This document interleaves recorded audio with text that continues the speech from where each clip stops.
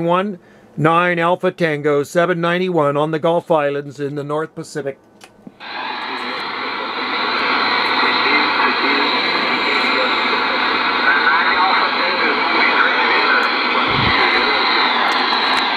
This is station 9 Alpha Tango 791 on the Gulf Islands, North Pacific. QSY to 530. QSY 530.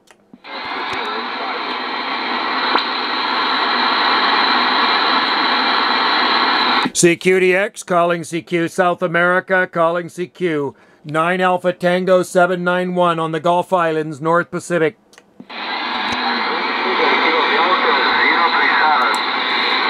3 Kilo Sugar Delta 037, 3 Sugar Kilo Delta 037 Brazil, 9 Alpha Tango 791 Gulf Islands, Canada.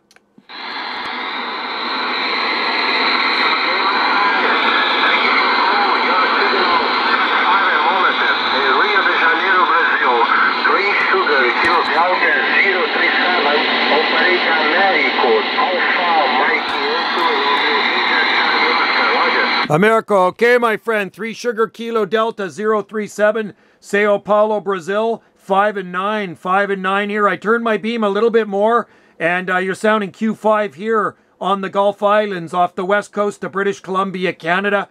Joe on this side, Juliet Oscar Echo, QSO.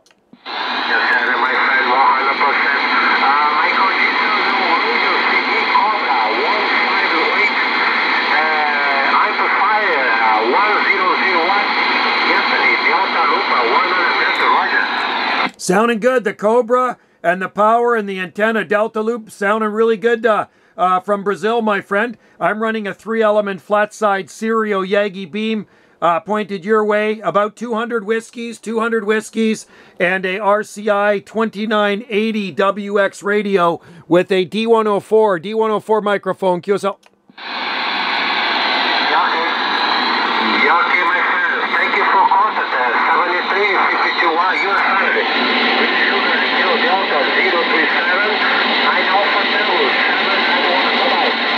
All right, my friend. Thanks a lot for the contact. Have a great day. Happy DXing in Brazil. And we'll listen for you again. 3 Sugar Kilo Delta 037, South America. 9 Alpha Tango 791, Gulf Islands, Canada. Waving. Cheers.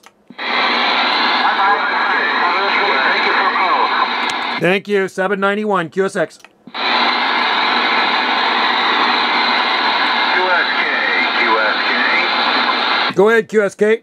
Yes, this is 2 Bravo Michael, 621 State of Maine, USA. 2 Bravo Mike, 621 State of Maine. You're sounding great out here on the Gulf Islands off the far west coast of Canada. 9 Alpha Tango 791.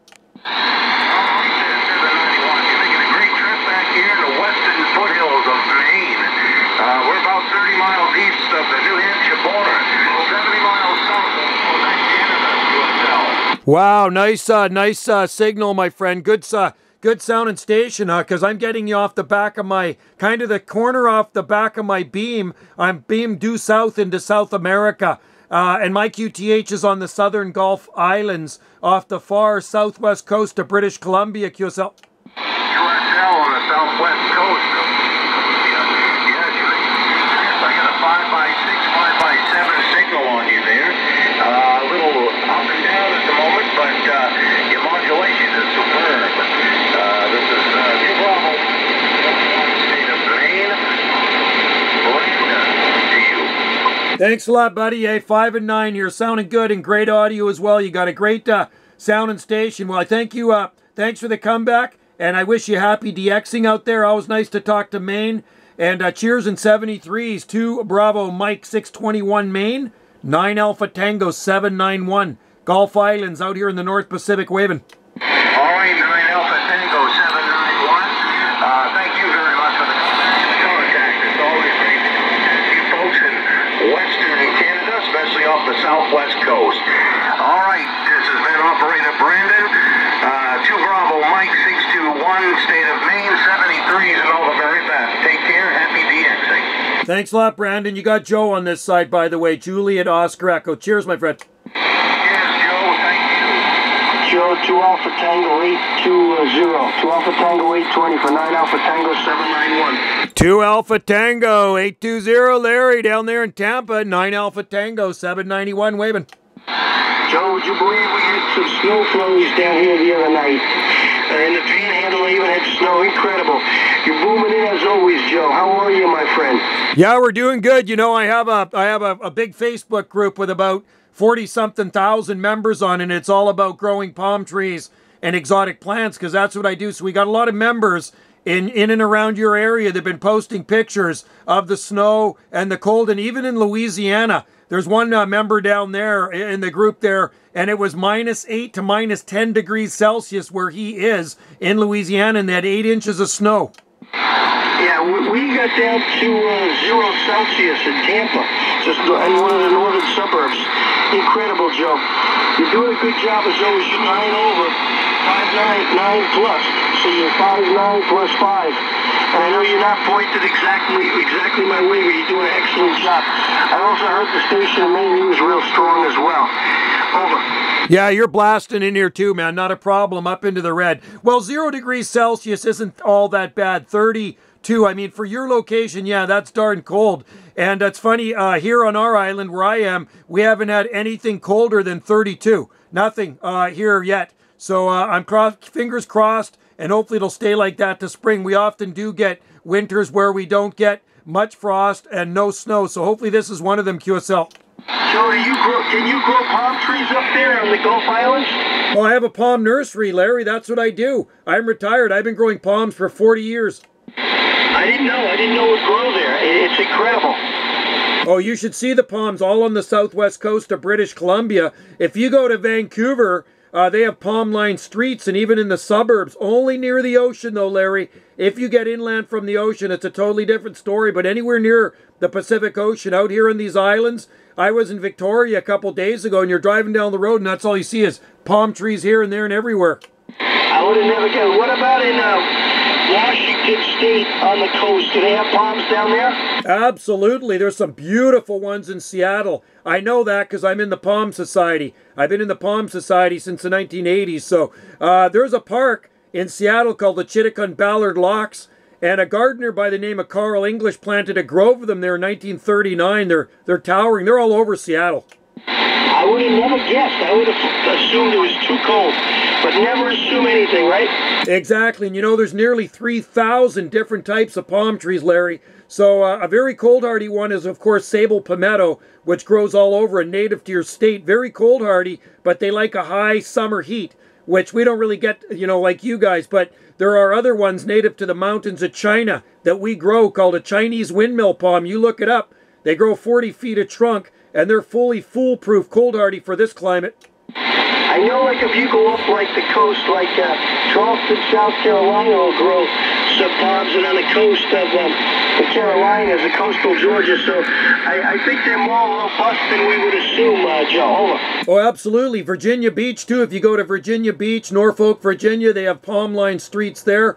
I've had a lot of seed sent to me from palms native to South Carolina, North Carolina, Louisiana, Florida, Northern Florida, Alabama. Palms even go westward into McCurtain County, Oklahoma. They're native to there, believe it or not, and even the southwest corner of Arkansas.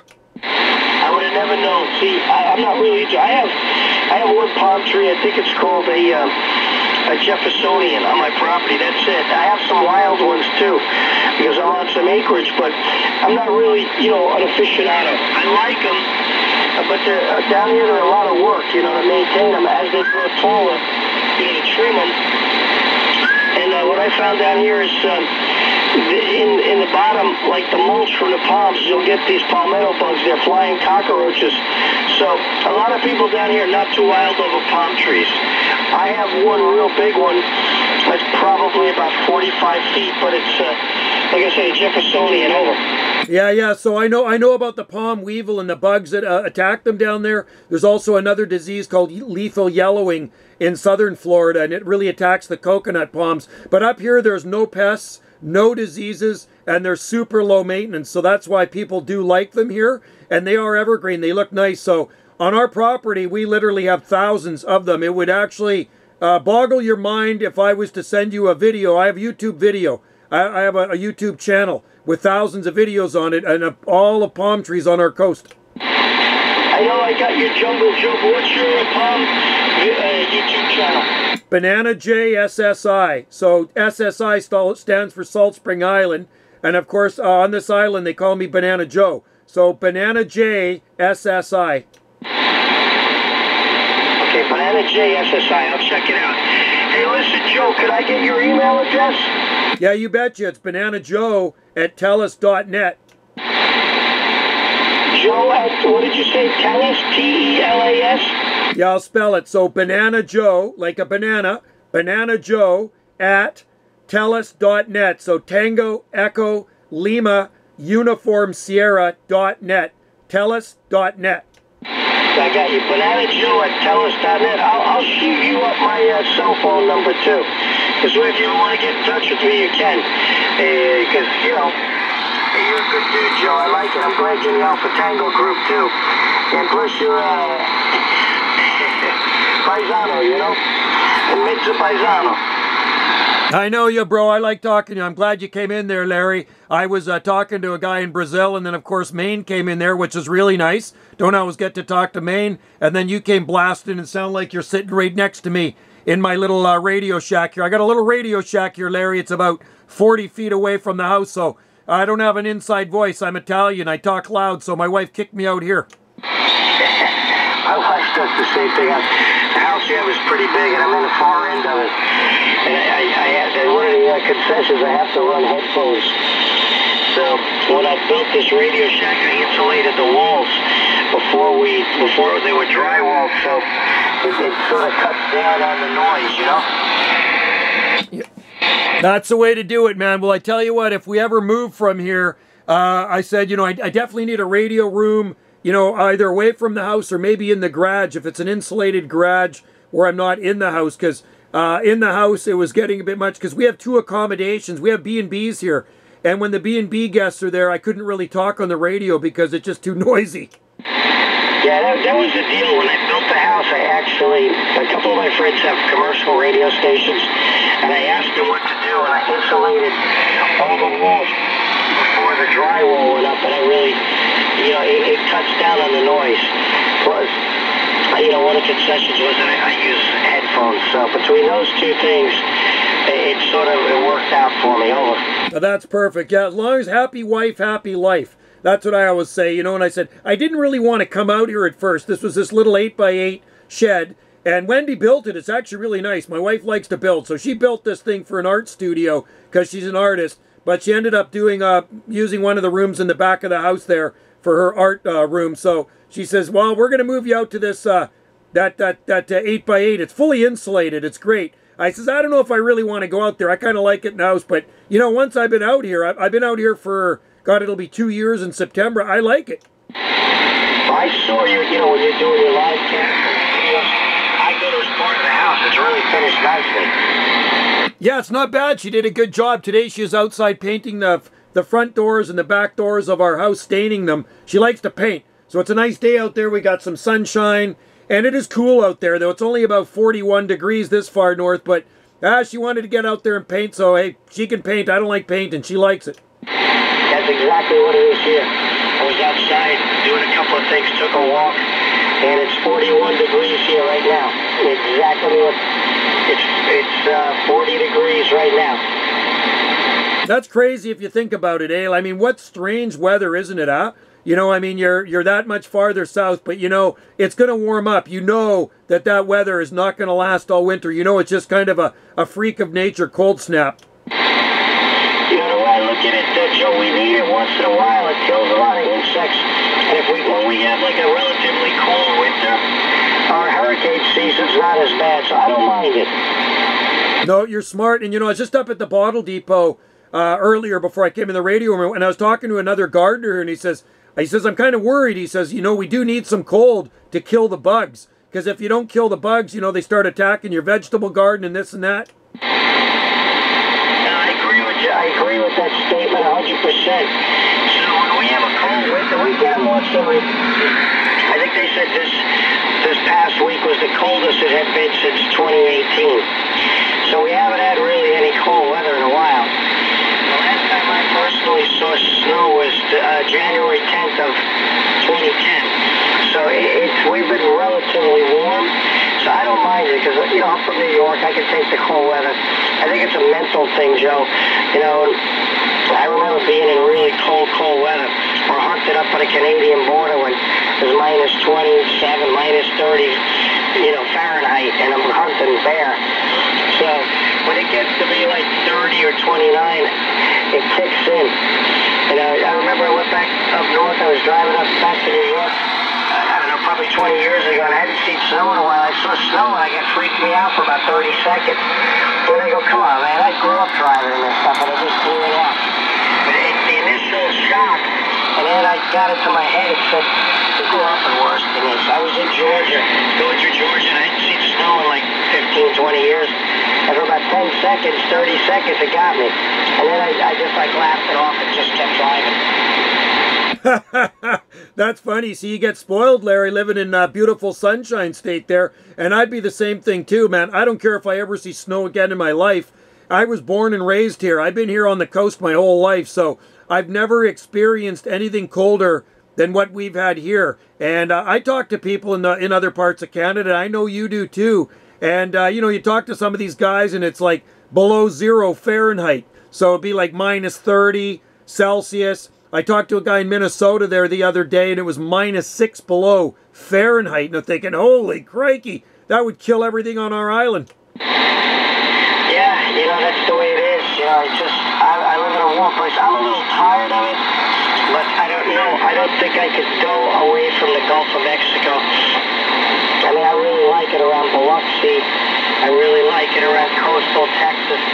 I have some friends out in New Mexico. They love it out there, like like Las Cruces. But I don't think I could live in a real cold place anymore. But even if I got up to like the Panhandle of Florida, we got a little cooler because the summer's a little cooler. And, you know, I'm just ready for a little bit of a break. We get some unusually hot and humid summers down here.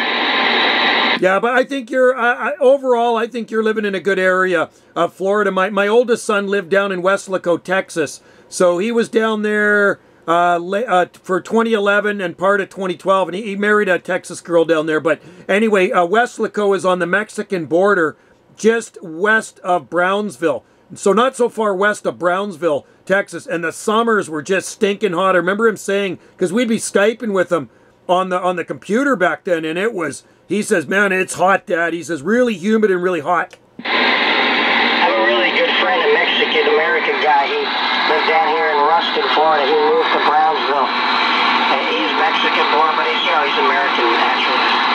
And he goes by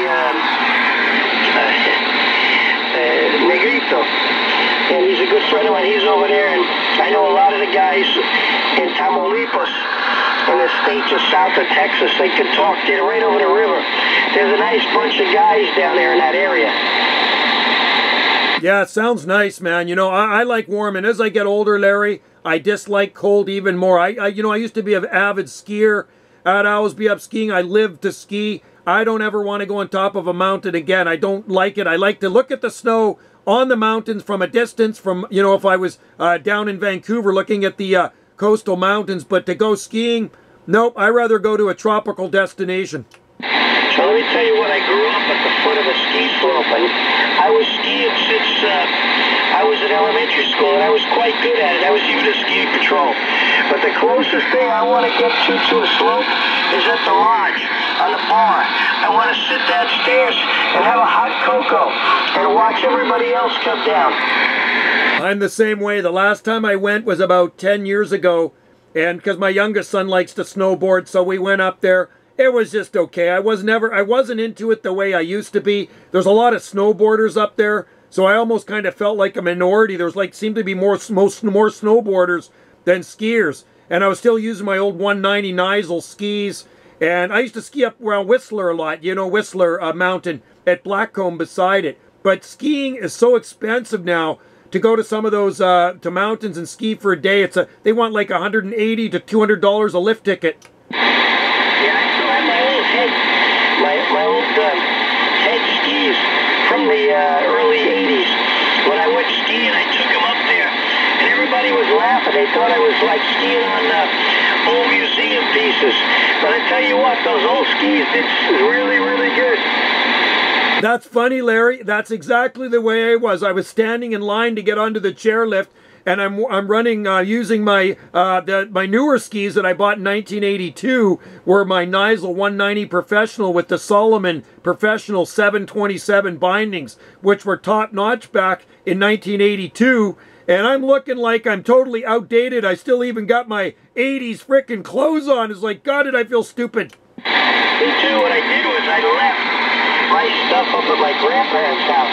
So whenever I go visit for Christmas, I go skiing. There was a ski roof right in my town.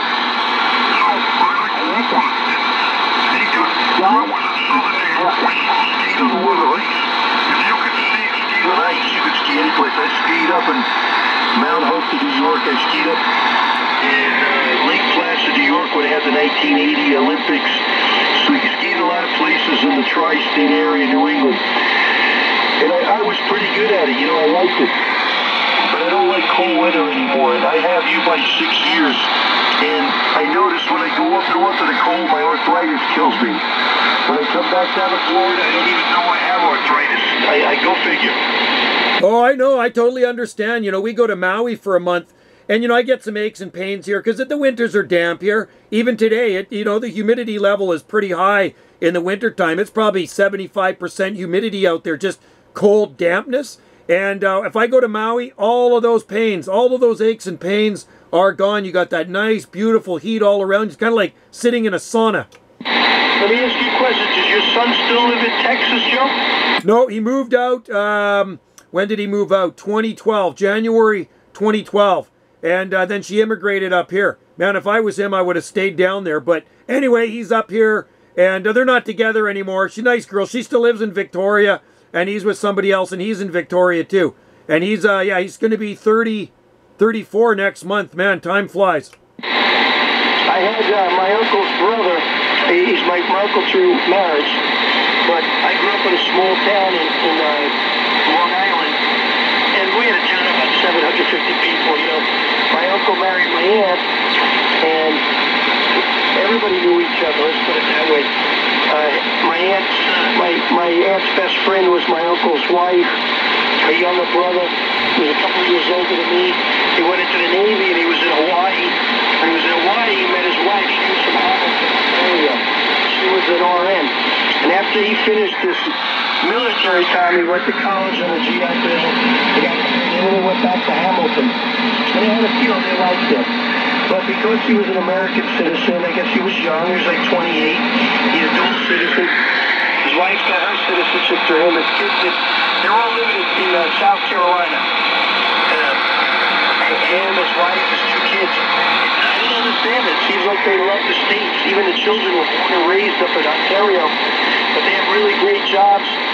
And Billy's retired down there, and his wife's retired down there. It seems like there's quite a lot of Canadians down here who stay. Well, I tell you what, if I had dual citizenship, I'd be down there too. My wife, when she was a kid, her family lived in North Dakota. So they lived in North Dakota because her dad got a teaching job at a college.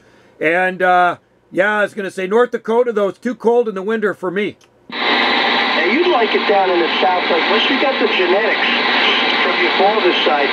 Same thing with me. You know, my grandparents are all Sicilians. I have a pretty good range. I mean, I could tolerate, like, from about 32 down Celsius. I can tolerate from the 90s to the 20s.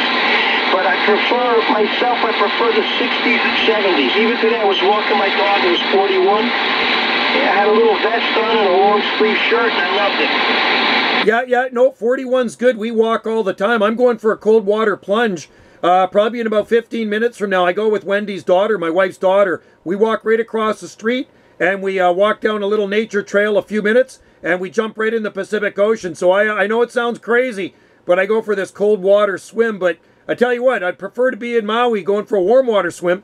Definitely. Joe, give me 2 seconds. I have a double L. It's important. If you can give me about 2 minutes, I'll be right back. Yeah, okay. Anyway, that's Larry 2 Alpha Tango 820 in Tampa, Florida. A good dude, and I always enjoy talking to him. Thanks for watching, everybody, and stay tuned for more videos here from Jungle Joe C. Video Gates, 9 Alpha Tango 791, Gulf Islands.